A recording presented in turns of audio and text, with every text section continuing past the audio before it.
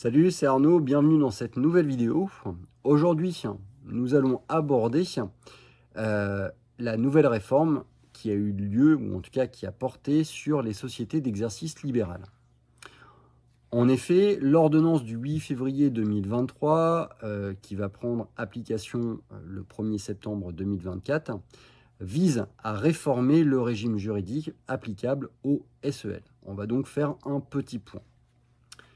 Cette réforme a pour objectif de créer un dispositif législatif unique, abrogeant notamment la loi relative à l'exercice sous forme de SEL et aux sociétés de participation financière de profession libérale, SPFPL. Cette réforme définit la notion de professionnel exerçant. Et donc, qu'est-ce qu'un professionnel exerçant? C'est la personne physique ayant qualité pour exercer sa profession. Il est enregistré en France, conformément au texte qui réglemente la profession, et qui réalise de façon indépendante des actes relevant de sa profession. La seule réalisation d'actes de gestion ne confère pas la qualité de professionnel dit exerçant. Ce texte donne la possibilité à des personnes morales d'être associées à une SPFPL et élargit également le périmètre d'investissement des holdings. Ce texte renforce l'action de l'ordre. En effet, l'ordre devra avoir connaissance de la composition du capital, des droits de vote et de toutes les autres conventions portant sur les droits de vote et divers pouvoirs. C'est un garde-fou visant à renforcer la protection de l'indépendance des professionnels. Ainsi devront être transmis également au Conseil de l'ordre les statuts, le pacte d'associés ou le règlement intérieur.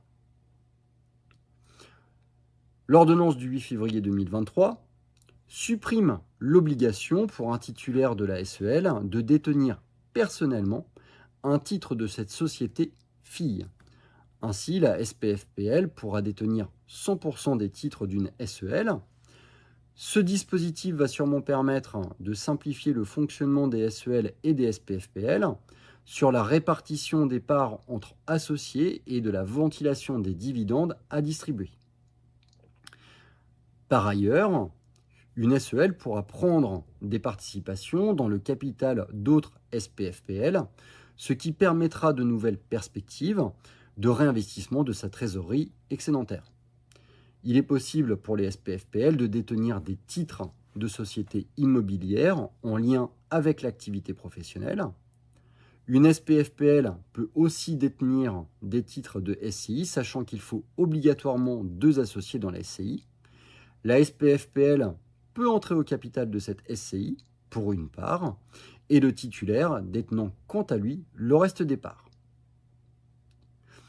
Toutefois, cette relation SPFPL et SEL reste limitée par l'article R 5125-18 du CSP, qui dit que un pharmacien ne peut détenir de participation directe ou indirecte que dans 4 SEL d'officine, autre que celle au sein de laquelle il travaille. Une SEL ne peut détenir de participation directe ou indirecte que dans 4 SEL.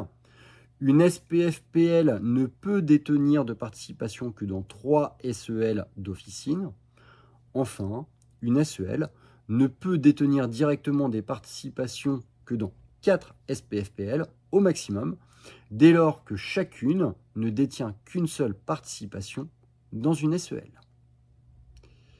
Cette vidéo est terminée, j'espère qu'elle te permettra de mieux aborder la relation qu'il peut y avoir entre une SEL et une SPFPL, mieux comprendre les différents montages qu'on peut réaliser pour développer son capital. N'hésite pas à t'abonner à cette chaîne pour avoir accès à plus de contenu. N'hésite pas à me laisser des commentaires sur cette vidéo ou sur les autres s'il y a des sujets que tu veux voir abordés sur les prochaines vidéos. Je te dis à très bientôt.